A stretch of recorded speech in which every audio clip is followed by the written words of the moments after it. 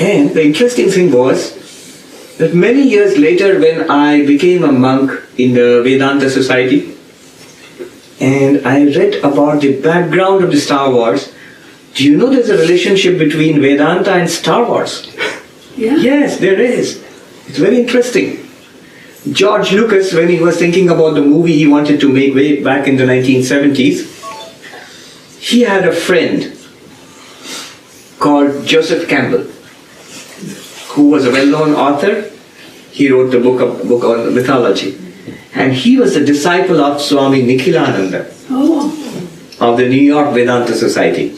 He was in the New York Vedanta Society, so Joseph Campbell used to go to him, and George Lucas consulted Joseph Campbell about the movie, and Joseph Campbell gave him a lot of ideas, many of them drawn from Vedanta. And he told him there is something called Brahman, which pervades the entire universe. It's consciousness, it is a power, and it's a force which pervades the entire universe. And George Lucas, I am imagining this, he wrote it down. Okay, Brahman, difficult word, force. Okay, I get it, the force. And that becomes the force. That I'm imagining, but he got many of those ideas. Many of the ideas, if you read Vedanta, you will find a lot of similarities.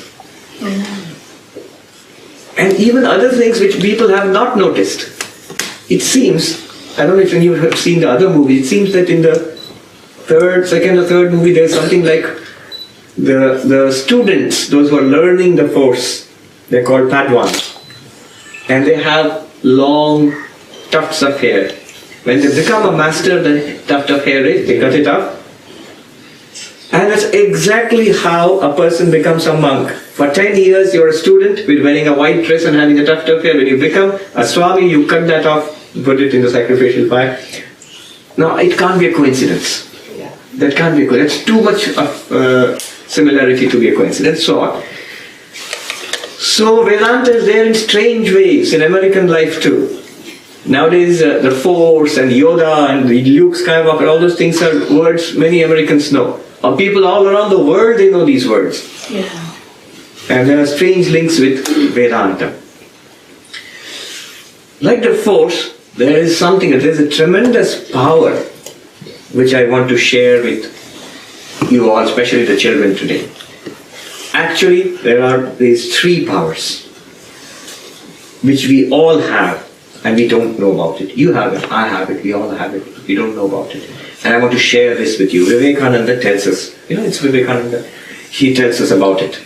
What are these three powers? First, the greatest power that we all have is the power of concentration. Power of what, Anushka? Concentration. Okay, she's listening.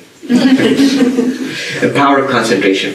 You see, we have our minds have this power of focusing on something. If you're studying something, you're listening to something, you are doing some work, it can focus.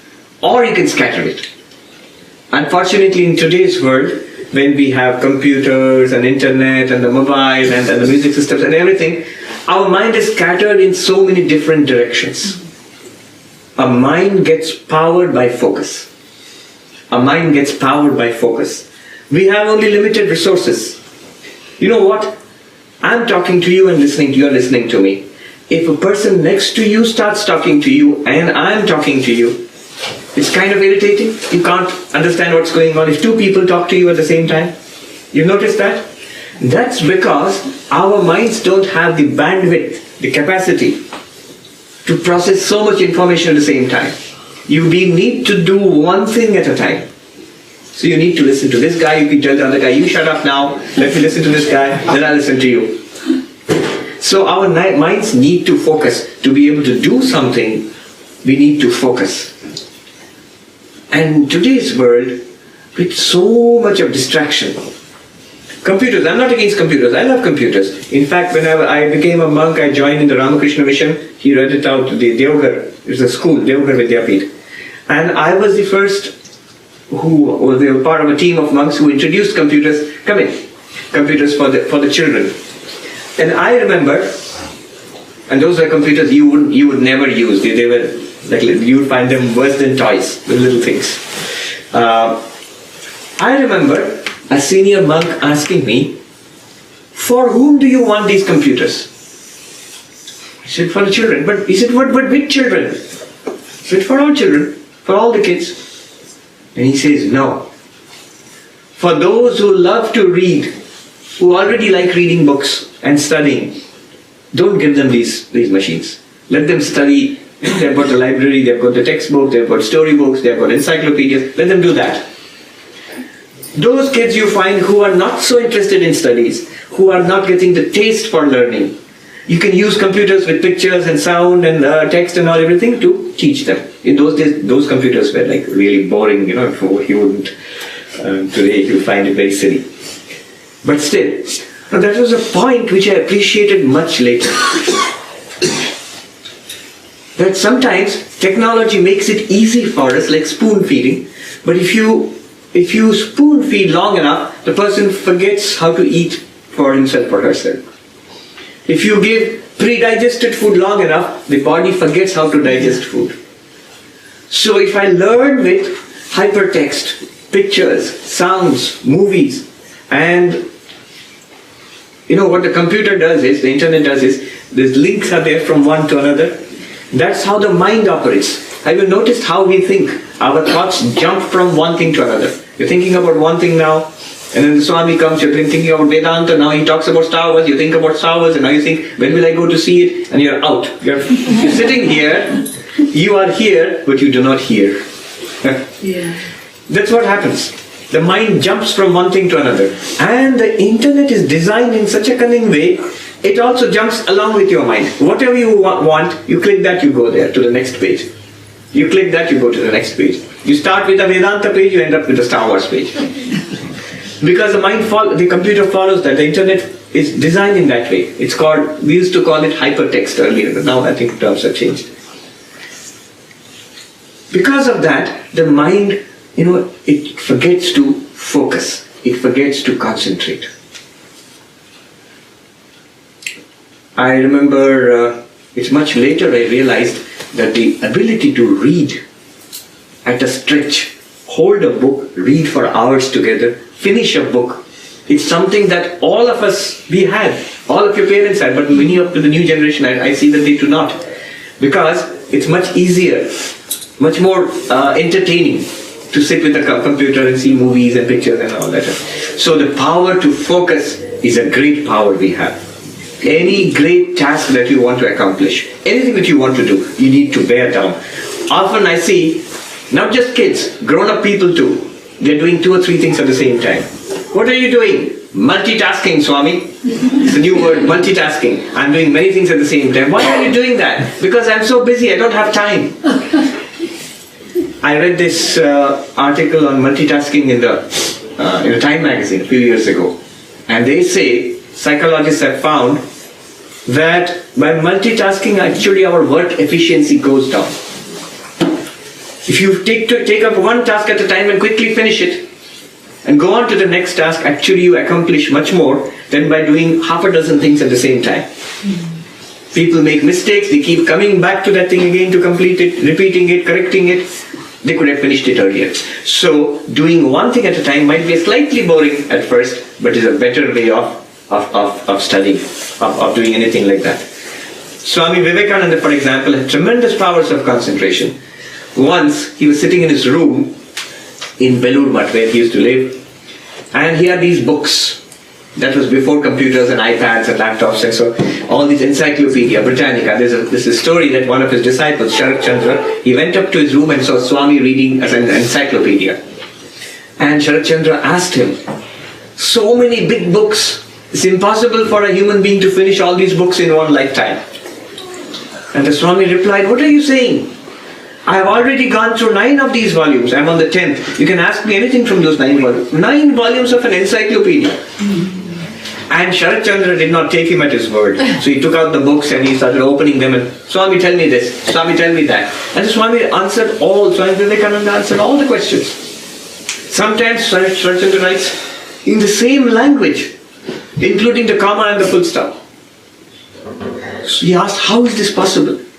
And the Swami replied, it is possible by concentration and purity. Anybody can do it. We can all have these powers by concentration of mind. So the secret of concentration of mind is to is to focus, is to do whatever you are doing with the fullest possible attention. To do whatever you are doing, whether you are studying, give full attention to that. If you are not talking with your friend, give full attention to him or to her. If you are painting, if you are driving, give full attention there. If you are meditating on God, give full attention there.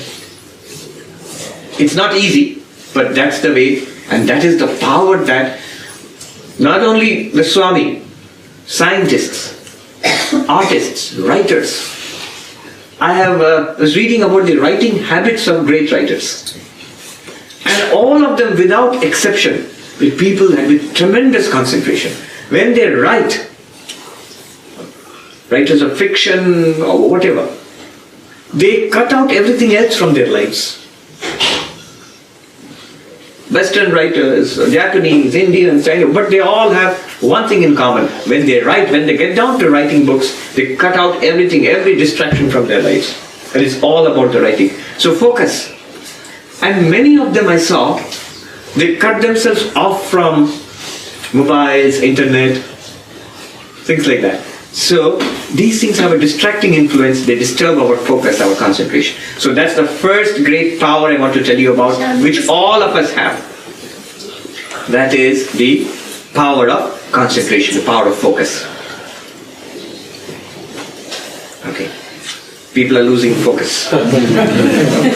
Let me quickly tell you about the two other powers I wanted to tell you about. The second power we have got is the power of unselfishness. The power of giving. We generally always want to get. I want to get gifts from parents, I want to get money, I want to get gadgets, I want to get friends, I want to get attention, I want to get praise, I want to get good grades, everything. I want to get from other people. But you know what is the secret of getting? You will get it. Whatever you want, you will get it. The secret is learning how to give, is to give. You want a friend? Once a little girl in a school in India asked me, my problem is I don't have friends. Oh, and how do I get friends? So I said, don't look for friends, be a friend. Be friendly, be a good friend to other people. Don't expect that they are going to be nice to me. Be nice to them. You will find very soon they are nice to you. You want other people to smile at you? What happens when you want the reflection in the mirror to smile at you? What do? Yeah, you smile, and the reflection will smile back at you. In the same way, be nice to the world is nice to you. It really works. You be nice to your friends, to your parents, to your teachers, and they are nice to you. So, it's a reflection. Learn how to give, you will get. You will get 1,000 times more. So the power of unselfishness, the power of sharing, power of doing things for others, that is a great power which we have. You know, like you get the nice thing in your lunchbox, your mom gives it to you for your food, or somewhere you go out. I don't know if kids do that in America, or you have food in the school, in the cafeteria in the school. In India we used to get that. Now there were some kids I saw, something nice they had, they'll take it and eat it themselves, and they will not share. Why? Because if I share, it will be less for me. And that's one way of looking at it. And there were other kids I saw, when they got something nice, they would invite others, let me have a little bit, but you also have a little bit, you also have a little bit. So there's this difference. When you have something nice, you can look at it in two ways. One is, if I share, it will be less for me. That's one way of looking at it. The other way is that when I have something nice, it's a power that I have of making other people happy, of doing something for others. When I have something nice, I have money, I have a new toy, I have a new book, I have a new game or something like that. It's a power that I have of making other kids happy too. So if I share with them, I can do it. I can make other people happy. Later on in life, when you have time, give time to others. Give your energy to others. Give a nice smile, a thank you, good behavior to your parents, to your teachers, to your friends. This is what you can give to others. You think, I'm a little kid, what can I give? You can give a lot. You can give a lot. Look around and see what you can do for others. Swami Vivekananda, this young boy came to Swami Vivekananda in India. He said, Swami, I close all the doors and windows of my room. and I sit down and meditate, I have no happiness. I don't feel any happiness, any peace of mind. How do I get peace of mind? And the Swami told him, first open the doors and windows of your home. Come out, see people are suffering, some are poor, some are sick, some are homeless. What can you do for them? Do something, if nothing less a kind word. When you do that, you will find happiness. You cut yourself off from others and be selfishly sitting there quietly closing your eyes, you will not find happiness. So this is the second great power we have of doing things for others, of giving. It will never be less for you. All those who have given, who give to others, who share with others, they have never said that I have lost something by giving others. I always gain. I'm always better off by sharing. Third, first is the power of concentration. Second is the power of and third is a great power of having a goal, a purpose in life. A goal in life, a purpose in life. What kind of person do I want to be?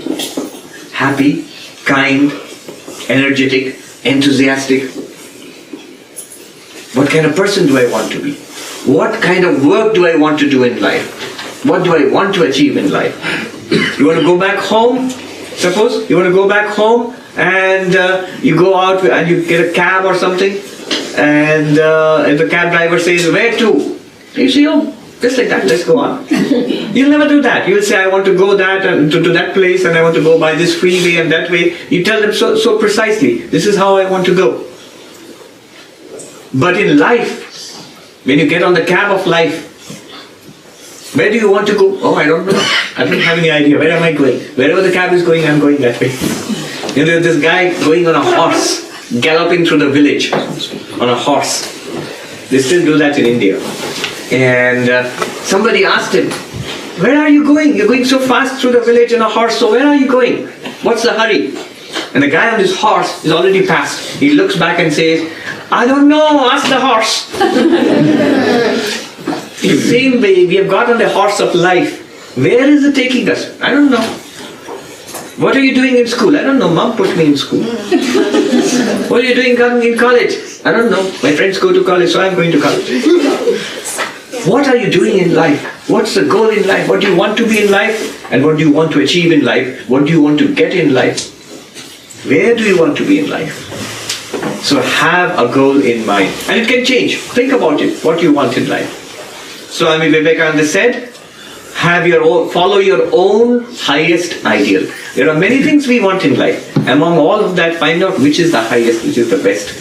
What do you mean by highest? Well, one of the ways of identifying what is highest is, does it do good to other people also, not just to me?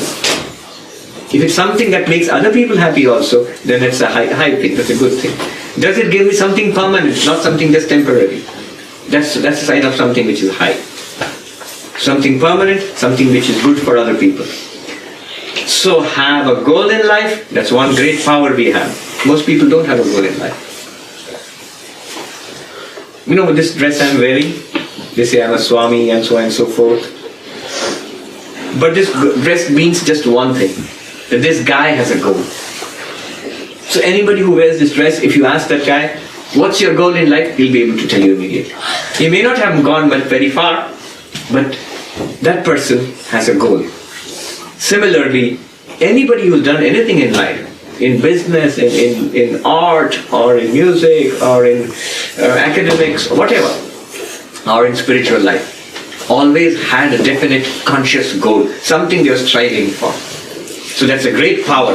The second great power I told you about was? Giving, unselfishness, yes.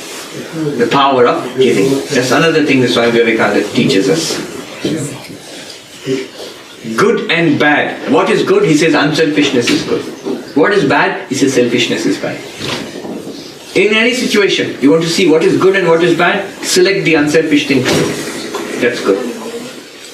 And avoid the selfish thing. That's bad. And the first great power I told you about?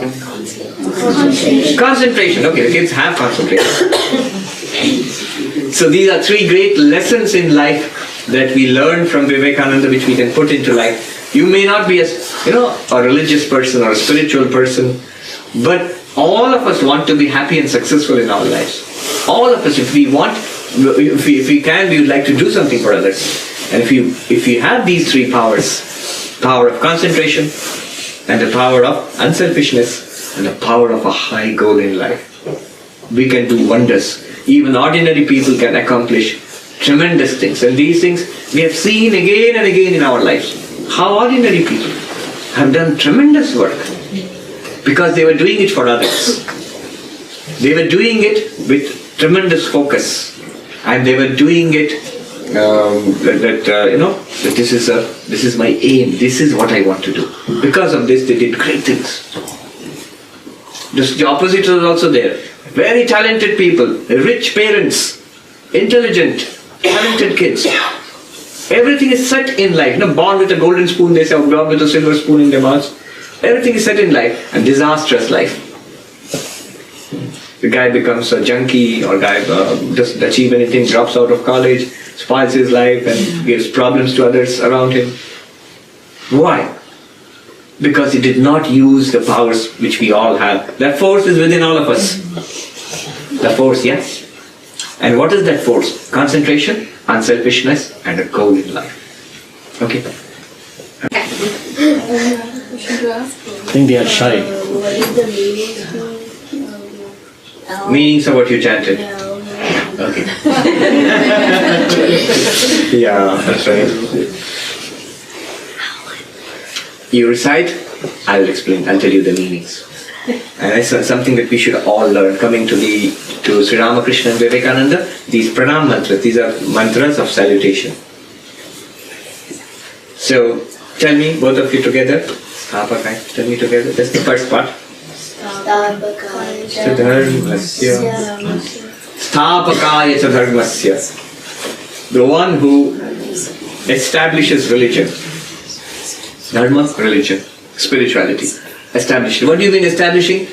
Religion is already there. What else did they do? You see, at some time, people lose faith in religion. Are those things just in books? Are they just theories? Or does God really exist? Can you really see God? Do these practices, prayers, meditation, japa, do they work? Are they real? So, somebody like Sri Krishna, Sri Rama, Sri Ramakrishna, Chaitanya, Jesus, they come to show us that these are real. So, Sthapakaya cha dharmasya, who establishes religion means he demonstrates that religion is real. It works, it's really there. The force is there.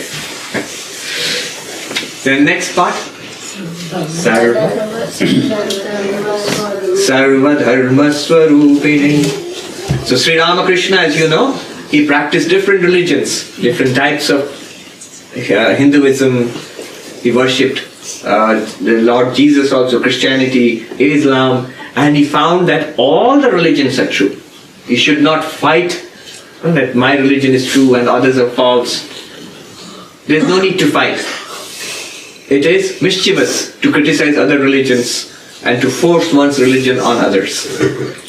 So, Sthapakaya dharmasya sarva dharma swarupini. He embodies that all religions are true. He embodies the truth of all religions. And we have also found that people from all religions, in their own way, they can accept Sri Ramakrishna because he seems to be the ideal for their religion also.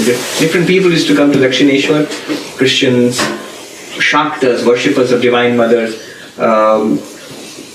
worshippers of Shiva, Shaivas, Vedantins, Tantric. So many used to come, and all of them found in Sri Ramakrishna an embodiment of their own particular ideal. Sarva Dharma Swarupini. What's next? I don't remember. Avatar, thank you. Avatara Varishtaya. Does not mean that Sri Ramakrishna is the best of avatars, but what it means is he is the closest to us.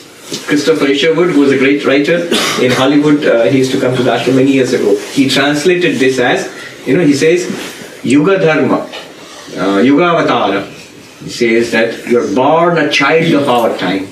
Sri Ramakrishna was born in our modern time. Krishna, we don't know what he looked like. Rama, we don't know what he looked like. We imagine. Jesus also, we imagine. Even the Prophet Muhammad, we imagine. But Sri Ramakrishna, we have pictures, actual photographs. Yes. So his teachings are modern. What he talks about, we can understand. Maybe 1,000 years later again, people won't be able to understand what he talks about. But today we can. So Yuga Dharma. Avatar Varishta in the sense that he is the closest incarnation of God to us. Now what's next? Ramakrishna. This you can understand. I salute Ramakrishna. So I salute Ramakrishna. The next part, Jananim. Devi. The Holy Mother Sarada Devi. Ramakrishna. Jananim Saradam Devi. Jagat Guru. And the Sri Ramakrishna, who is the spiritual teacher of the world. Then the next one, Pada Tayoshritva. Correct. See, they remember it so well. Pada Padme Tayoshritva. Keeping their holy feet in my heart, I imagine that they are in my heart, Ramakrishna and Ma Sharada. Then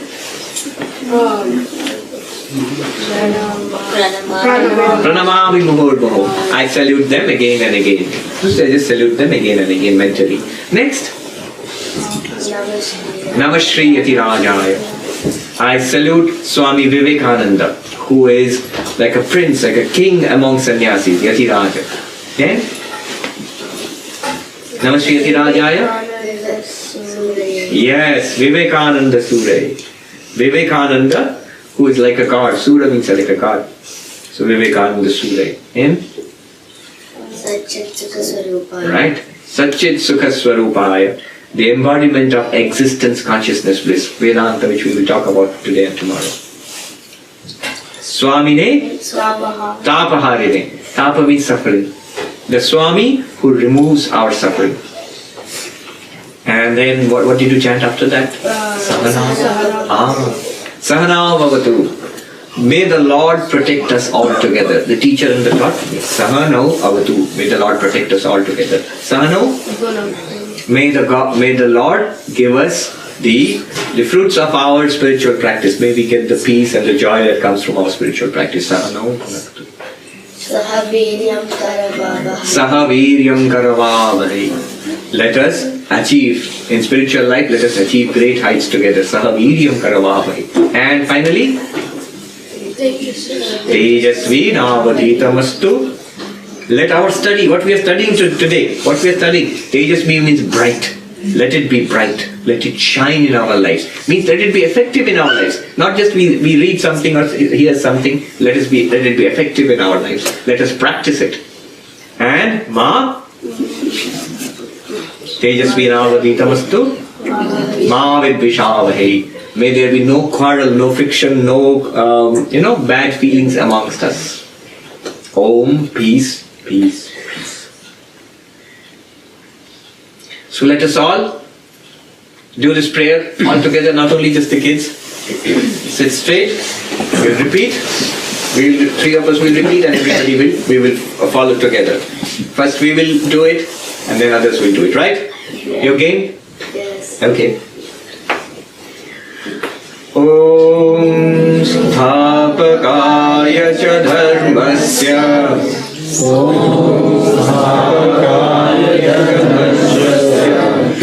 Sarvadharma Swarupine Avatara Varisthaya Ramakrishnaya Te Namaha.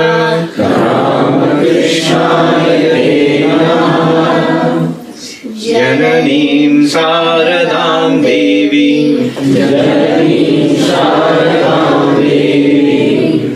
Ramakrishnam Jagadgurum. Pada Padme Tayo Shritva.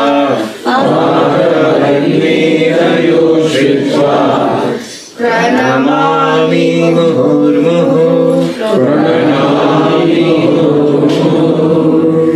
Namah Shri Yatirajaya.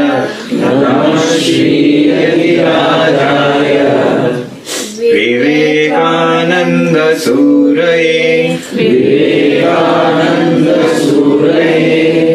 सच्चित् सुख स्वरूपाय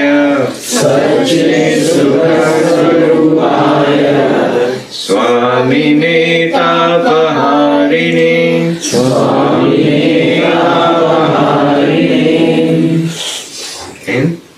सहना भवतु सहनौ भुनक्तु सह वीर्यं करवावहै तेजस्विनावधीतमस्तु